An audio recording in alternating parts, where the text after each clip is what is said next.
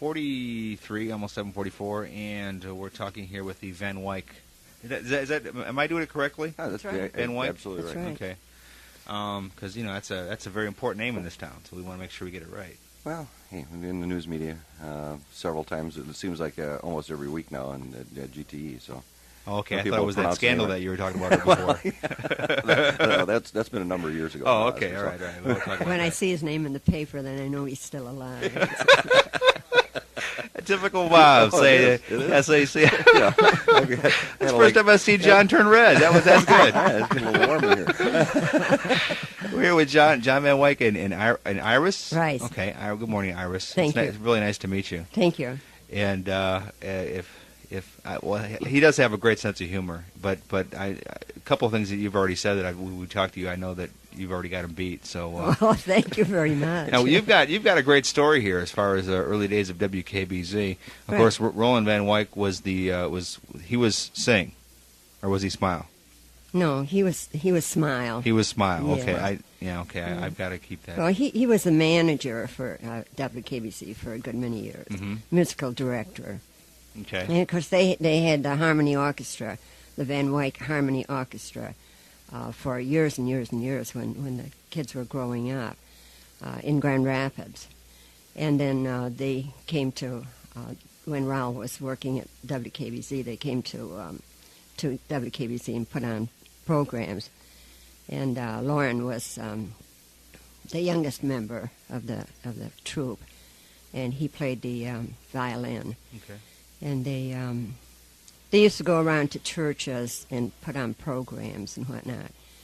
And after I came from Wales in 1931. And after I came here, I met a very good friend. Her name was Martha Schrumbeck. And she used to go to the Reformed Church, the Central Reformed Church. And we were Episcopalian, so we didn't have evening services. So I used to go with her to the young people's meeting, and they at one point sponsored a concert of the Harmony Orchestra, and that's where I first saw Lauren, and then after that I had a blind date with him. And I didn't know that. I mean, that's the Yeah, first I've heard of this. A new one coming out here. And then they found out that I sang, and so they invited me to come and sing with the group, and that's how I started with them. Okay, so you were on KBZ then too. You were Oh part yes, of KBZ's oh history. yes, very definitely. Now what were the most requested songs that you used to sing? Well, We had a little laugh about this last week. yeah. There was a song, Bye Bye Blackbird, but that has a family background, and I don't think I better say. Oh, really? Oh, there's more to that song well, than... you see, we did that at parties, and like a New Year's Eve party, and so Bye Bye Blackbird was the going song at that time. Oh, okay, because that was one of the things I bet you to Jai last week, is I couldn't understand when I was looking through the Van Wyck scrapbooks, which was like 14 of them over at the County Museum. Yeah. He had saved 2 pages worth of requests from people to sing Bye Bye Blackbird, Yeah. so I didn't know what that Yes, was all about. it was very much requested, and we did at that point in time. Of course, it was Jeanette MacDonald and Nelson Eddy stuff, and Roland was the whole troupe, very fine musicians, all the Van Wyck family, and Roland could sit down and play anything in any key or transpose anything. Very, very fine. Okay. And we had a lot of fun. It was good. We traveled around, and of course Mr. Ashbacker was a good friend of Raul's. Now, was it a daily show that they would put on here? No. Some weeks we did every night, like a half-an-hour show. But then they got the WKBZ auditorium on Apple Avenue, and then we put on regular programs, regular shows at that time. With live audiences and the whole Live works, audiences, yeah.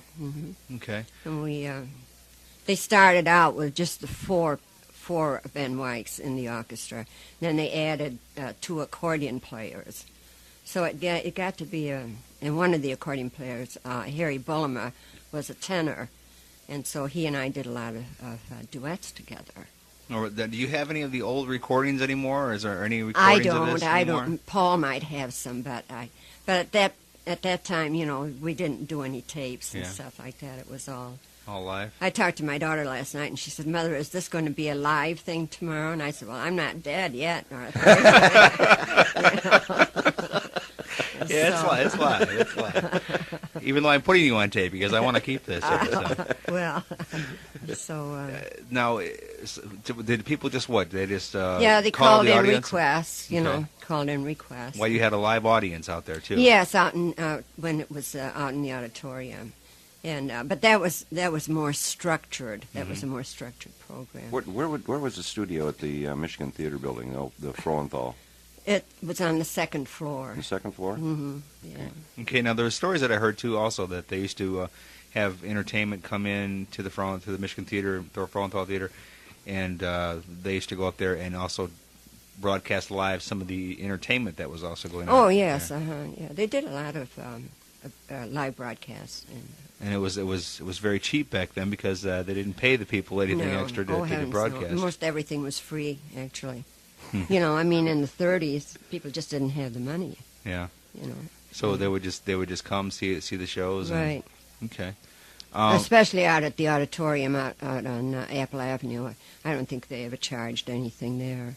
Now, when you did these things and you sang a song, did you have to after the song or whatever you would say sponsored by, or would you do a commercial or what? Yeah, How would that work? they had some sponsors, but the one that I remember vividly was a Sweetheart Candy Company that we did for about a week before Christmas, and at that point in time we had people call in and say Merry Christmas in different languages. Okay. And so we had a whole string of different Merry Christmases in different languages, and that was sort of a fun thing to do. Did you do any of the live commercials though, as far as commercials go? No, or? we didn't. Okay. We didn't, no. Did you have, like, when you got done? Well, Uncle Raul probably did, but I don't. When you got done with the number, did Dad or Uncle Paul or Uncle Raul have a sign to hold up, say applause? No. Please. No, if they didn't do it spontaneously, then forget it. How did you? How was it set up? I mean, as far as I'm not sure if you remember all this, but as far as mics and everything, how do they do this? How do they get all the sound to go through the radio? Do they just set it up with all mics and? I'm not very mechanical, so I don't know. I just stood there with a mic in my hand or whatever and Okay. sang. So yeah. All right, that'd be, and of course it went through the GT phone line, so it was, Undoubtedly did. yeah. Yeah, we had the thing called a step switch at that time for WKBZ, and whenever KBZ used to do any kind of broadcasting, it went through phone lines and came down through the Terrace Street office through a thing we called a step switch, and KBZ had to tell us which lines it was going to be on, and so I'm sure we had engineers in our place working with KBZ engineers quite frequently. Oh, Yeah. yes, I'm sure. And there was Kravinsky at that point who was the head engineer for WKBZ, and he was fantastic. Yeah, he's pretty famous. A lot of people remember him. Yes. He was here for quite a few years. Mhm. Yeah. Oh, yeah, he was, yeah. And I tried to get his son to come on to talk a little bit, but unfortunately he didn't want to. He didn't want to. He says he's going to bring some stuff down to the anniversary on the 21st Mm-hmm. to show us like the old microphones and stuff like that too. So that'll be kind of cool to see. But and definitely I want to invite you down there too on the 21st Well, thank to stop you. over. Maybe you can sing a tune. What do you think? Well, I don't know. I don't do it solos anymore. I still sing, but Yeah. in my church choir and the celebration. Well, bring the Women's choir choir. along. Yeah. You know? No, she still sings what she said with the celebration singers. Yeah. Yeah. Yeah. Okay. All right. So now, going back all those years, how did it? When did it start changing? What years did it start changing? As far as Well, it must have been 35, 36, I would think. That's probably when we broke up, the choir, or the harmony orchestra. I don't think we performed too much after that, as a group. Okay. I mean, we always played together and stuff, but not for concerts and stuff. And I don't Rob- remember exactly the year. because I know he stuck around here till at least 1939. Yeah, And, we were married in 38, and so after that, we didn't really do too much. So it kind of KBZ is kind of, well, I don't know if KBZ itself is responsible for your marriage, but at least the band itself is responsible Absolutely, for your marriage. you bet, you So bet. that's kind of, without that, John wouldn't be here, and That's for we'd sure. all be That's happier. for But sure. no, just kidding. But Yes. now, I want to bring this up again because you can read this. Oh, I can read that. Well, Sort yeah, of, kind of. it's the old English type. No, I'm trying to think back here as far as some of the other questions I had for you. Now I've completely lost it because I talked about John, and that's it. No, but as far, what are some of the memories that you want to share with us as far as back then? What were some of the times you can remember that really stuck out in your mind? Well, it was a fun time, we got together because we loved music, and the Van Wycks were exceptionally good musicians, and then I think with the Davies family, my family, having such a rich background in music, with a combination of both, I think we did a really good job. I think. I remember my grandfather he sang a tenor with the Cosmops and the Cosmopolitan Male Singers when he first moved to this country. And I also remember growing up and Christmas Eve concerts or the service at St. Paul's Church being broadcast live on WKBZ. Right. And my grandfather singing tenor. So they did remote broadcasts even back in the 50s. I had to have been back in the 50s. When that was, and when I was a small child, and listening to those Christmas broadcasts on WKBZ, and my grandfather singing on the radio. So they were doing Christmas Eve at St. Paul's Church. That was the kind of regular gig that they were doing. And I know we've got some recordings of that somewhere. Yeah, we have some places. Because that's My on brother 78 has them. Records. I think I've got a couple of those at home. Huh. Yeah, because we still have the step switch here. So the equipment is still here for the old Berean church and everything Yeah. else too, because they've been here with us forever. There was a church. I don't know if it was the same church or not, but they contacted me also, talking about possibly doing that again, as far as to the old Christmas church, Christmas Eve service. Yeah, services. Yeah. Well, I remember it was a tradition for many years. It's from St. Paul's Church downtown. I remember one of the memories my wife had, because she's been Muskegon all her life, is she remembers that they used to have a rosary here. They used to come down for rosary. Really? So it's kind of amazing some of the things that they actually used to do on radio. That, Yeah, it is. Yeah, it really was. It's kind of coming around again. It's I- very Excuse me. creative. Good. I think probably the most remembered that I have is the whole week of that one Christmas that we did every night for the Sweetheart Candy Company, and singing Christmas carols and hymns, and having people call in and ask for their favorite. Now, is the Sweetheart Candy Company still around? Oh, I'm anywhere? sure not. No? I'm sure not. Oh, that was a local Muskegon. It was a It local. was over in Houston, I believe, Houston, because I they can't remember. used to supply the arcade pharmacy with taffy apples and sea foam and.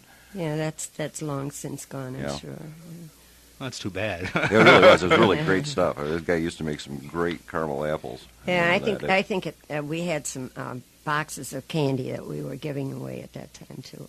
Okay. So it was sort of a Christmas deal. 1936. That was the Muskegon's 100th anniversary centennial celebration.